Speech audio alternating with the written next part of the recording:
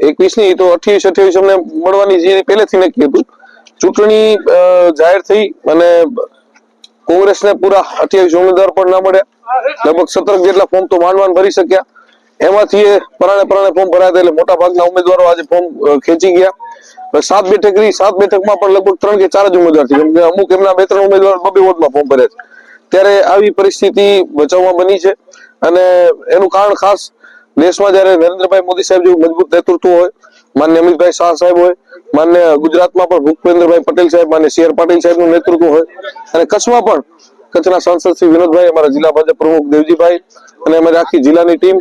ખાસ કરીને આ ભચાઉ નગરપાલિકાની ચૂંટણી જેઓના નેતૃત્વમાં લડાણી એવા રાપર ભચાઉ વિધાનસભાના ધારાસભ્ય મારા પિતાજી વિરેન્દ્રસિંહ નેતૃત્વ હોય, મારા ગાંધીધામ ધારાસભ્ય માલતીબેન, અમારી અહીંયા ઉભેલી આખી અમારી જે ટીમ છે ભારતીય જનતા પાર્ટીની,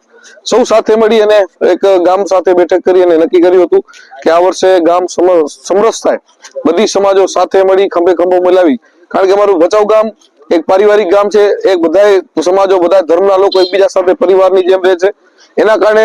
ભચાઉના કોઈ પણ પ્રસંગો, કોઈ પણ ઉત્સવો તમે જો ઉદીપી ઉઠે છે. તો આ ચૂંટણીના પર્વને પણ અમે સાથે મળી નક્કી કર્યું કે ભારતીય જનતા પાર્ટીના તમામ ઉમેદવારો બિનહરીફ થાય અને આપણા માધ્યમથી જે 6-7 જે સીટ બાકી રહી ગઈ છે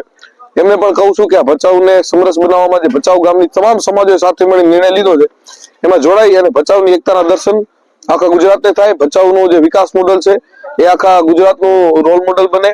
એના માટે એ બધા આગળ આવે અને ખાસ કરીને ભચાઉની દરેક સમાજ, દરેક ધર્મના લોકોનો ખૂબ હૃદયપૂર્વકનો આભાર માની છે કે એમને કોંગ્રેસને એક પણ ઉમેદવાર ના આપ્યો એમ કહી શકાય. મોટા ભાગની સમાજોએ ખૂબ આનંદની પળ છે અને ભચાઉનો જે વિકાસ ગત વર્ષોમાં થયો છે એના કરતા પણ વધારે આ 5 વર્ષમાં એના કરતા 10 ગણો વિકાસ